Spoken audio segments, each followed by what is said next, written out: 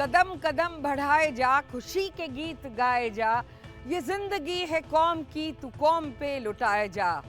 Today on this historic day, 21st October 2020, we celebrate the 77th anniversary of the Azad Hind Sthapana Divas, which was inaugurated by the Union Minister of State for Culture and Tourism, Shri Prahlad Patel.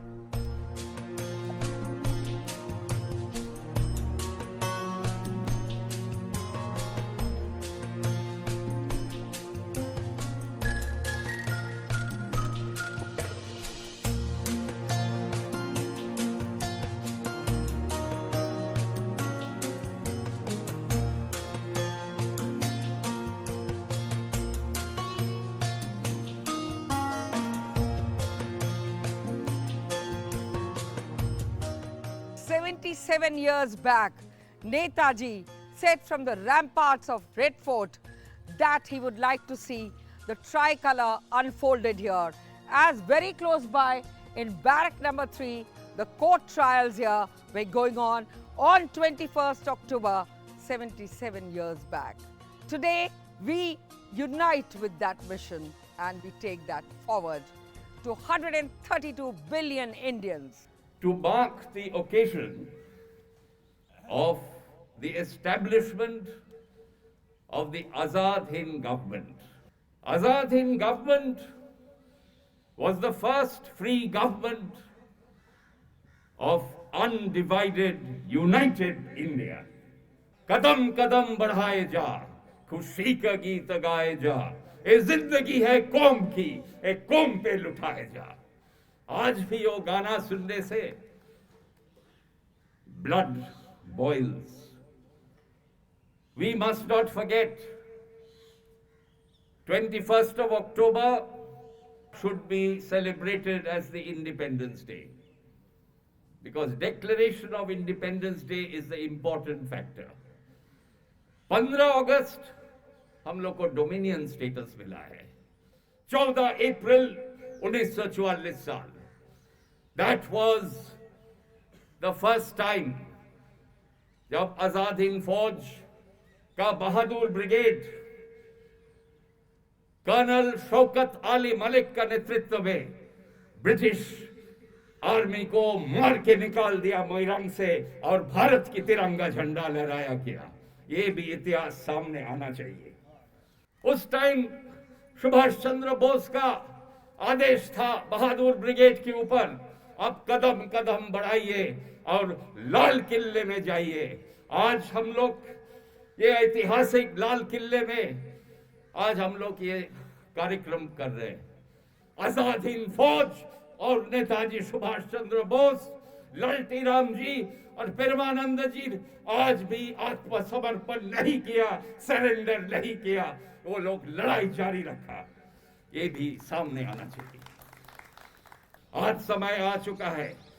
Netaji को हम लोग सम्मान दे रहे हैं, आजाद हिंद फौज को सम्मान दे रहे हैं, पर नेताजी का जो आदर्श था वो आदर्श को आज सामने लाना चाहिए. और मेरा एक खुशी का बात है, माननीय प्रधानमंत्री जी नरेंद्र मोदी जी जब 21 अक्टूबर लाल किले से तिरंगा झंडा फैला के जब भाषण दिया था, उन्होंने बोला था उनका सरकार, एनडीए सरकार नरेंद्र मोदी जी का नेतृत्व में नेताजी सुभाष चंद्र बोस की आदर्श मान्यता देंगे और भारत को आगे ले जाएंगे नेताजी का दिशा में. जय हिंद, जय भारत. मैं आपको केवल याद दिलाना चाहता हूं कि हमें आज अगर हम आजाद हवा में सांस ले रहे हैं तो वो केवल और केवल, मार्क माय वर्ड्स, केवल और केवल नेताजी सुभाष चंद्र बोस और उनकी इंडियन नेशनल आर्मी की वजह से. 60,000 की आजाद हिंद फौज थी, 26,000 शहीद हो गए, 43% शहीद हो गए. साहब, कौन सी ऐसी फौज है जो ऐसा आंकड़ा दिखा सकती? पूरे भारतवर्ष में कोई एक पत्थर दिखा दीजिए जहां उनमें से 26,000 का एक का भी नाम हो. मैं बहुत तहे दिल से शुक्रिया करना चाहता हूं प्रहलाद पटेल जी का, आजाद हिंद फौज को जो लोग भूल रहे थे, आज नेताजी को श्रद्धा सुमन अर्पण किए हैं। ये जो वीर हैं आजाद हिंद फौज के, नायक लालटी राम जी, सिपाही परमानंद जी, जोरदार इनके लिए ताली बजाई जाए। आज हम यहाँ इकट्ठे हैं एक बात को साफ कहने के लिए कि हिंदुस्तान को आज़ाद किया नेताजी ने, और उस आज़ादी को आज हम सेलिब्रेट करें, यही इस दिन की खासियत है। और आज हमें अपने बहादुर उन लोगों की श्रद्धांजलि देना है जिनके लालती राम जी और परमानंद जी साथी थे। ऐसे बहुत से लोग देश में और साउथ ईस्ट एशिया में 30,000 लोगों ने लगभग अपनी वो दी। उनके लिए आगे क्या किया जाए, ये मेरा प्रश्न है। नेताजी का मेमोरियल बनना चाहिए, आईएनए का मेमोरियल बनना चाहिए कोहिमा में, इम्फाल में और अंडमान में।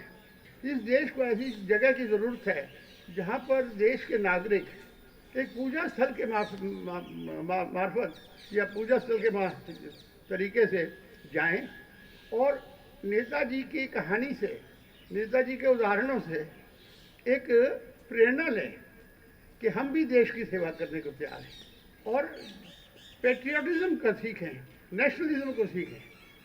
इतना कहते हुए आप सबका बहुत बहुत धन्यवाद। जय हिंद। देश के प्रधानमंत्री जी का मैं हृदय से आभार व्यक्त करता हूं इस अवसर पर। इस परंपरा को शुरू करने वाले देश के प्रधानमंत्री नरेंद्र भाई मोदी हैं। जब वो यहाँ लाल किले पर ध्वजारोहण कर रहे थे तो मुझे जीवन भर मुझे गर्व रहेगा और शायद वो हिस्सा भी रहेगा। मैं मोरंग के उस आईएनए के पहले कार्यालय में ध्वजारोहण मैं कर रहा था। ये मैं अपने आप को मानता हूँ कि मैं भाग्यशाली हूँ। और बाद में मैं चूँकि संस्कृति मंत्री बना तो गत वर्ष से इन कार्यक्रमों में शामिल होने का मुझे मौका मिला है। सच्चाई यही है जो हमारे पूर्व वक्ताओं ने कही है। सच ये है कि हम लालच के दम पर आने वाली पीढ़ी का निर्माण नहीं कर सकते। हमें उससे बड़ी चीज उसके सामने रखनी पड़ेगी। नेताजी ने कहा कि तुम हमें खून दो, हम तुम्हें आज़ादी देंगे। जीवन दांव पर लगाकर ही आज़ादी मिलेगी, उसकी कीमत तब समझ में आती है। शायद हम आज आज़ादी की कितनी कीमत कर पाते हैं। ये आज़ादी के 75 वर्ष पूरे होने वाले हैं। आज़ादी के 75 वर्ष पूरे होंगे और नेताजी के जन्म जयंती का 125वां वर्ष होगा। ये भी एक संयोग है और उस समय हम आने वाली पीढ़ी से ज़रूर अपेक्षा करेंगे कि वो बताएं कि वो शताब्दी आज़ादी की कैसे बनाएंगे। वो 25 वर्ष आपके सामने कैसे होंगे। आदरणीय प्रधानमंत्री जी ने मंत्रालय को कहा है, नोडल मंत्रालय संस्कृति मंत्रालय ही है। चाहे हम नेताजी की 125वीं जयंती मनाएंगे और चाहे देश की आज़ादी के 75 वर्ष बनाएं। मुझे लगता है कि देश में अब एक नए सिरे से विचार करना पड़ेगा। हम देश को क्या देना चाहते हैं और आने वाली पीढ़ी को क्या देना चाहते हैं।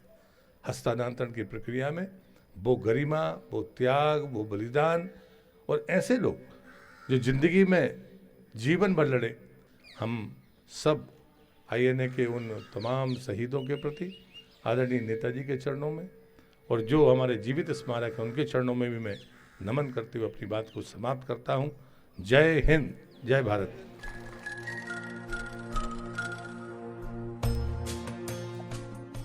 Let us today, each one of you and I, reiterate the commitment, the grit, the valor, the determination and the leadership of this great visionary leader who gave us a free India.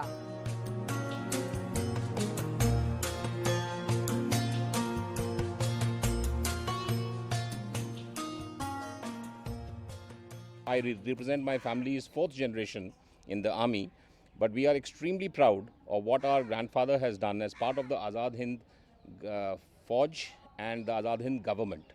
We've heard stories and stories of him about all the veterans, and today it's a very proud moment for my entire family as I join the celebrations. मैं आज सिर्फ याद दिलाना चाहता हूँ 60,000 की आज़ाद हिंद फौज, जिसमें से 26,000 43 to 44% शहीद हो गए। जो पैमाना है, जो स्केल है सैक्रिफाइस का, उसको समझ सकते हैं। नेताजी's legacy was a realist legacy. Azad Hind फौज का कंट्रीब्यूशन ये आज देश के सामने आना चाहिए। School college text books, NCERT, book trust of India, ये टेक्स्ट बुक में आना चाहिए और आज के जो युवा पीढ़ी है इनको ये समझना चाहिए। मैं मानता हूं कि नेताजी की 125वीं जयंती आने वाली है, उसकी तैयारी इस देश के लिए ज़रूरी है ताकि आने वाली पीढ़ी को वो संस्कार, वो त्याग के संस्कार मिल सकें। इस बात के लिए मंत्रालय भी पुरजोर कोशिश कर रहा है। मैं आदरणीय प्रधानमंत्री जी का आभारी हूँ कि जब आज़ाद हिंद सरकार के 75 वर्ष पूरे हुए थे तब उनने लाल किले पर तिरंगा फहराया था, तब से ये क्रम लगातार जारी है। मेरा विश्वास है कि मणिपुर का मोरांग, नागालैंड और आसाम और अंडमान निकोबार जैसे स्थानों पर हम बेहतर तरीके से उन स्मृतियों को सहेज पाएंगे, ऐसा मेरा विश्वास है। क्या हुआ मर जाएंगे अपने वतन के वास्ते, अरे नौजवान कुर्बान हो अपने वतन के वास्ते। जब देश की आज़ादी के लिए मैदान में कूदे और देश को आज़ाद कराने में योगदान दिया, आज हम उस दिन को याद करते हैं कि भगवान हमेशा आबाद और खुश रखे। आखिरी ये कहता तो मन खून दो, मैं तब ना आज़ादी दो। नेताजी सुभाष बोस आए थे हजारों कोस और सिंगापुर में फौज बढ़ाई थी वतन के वास्ते। इस युग के महापुरुष को हम सभी का नमन। जय हिंद।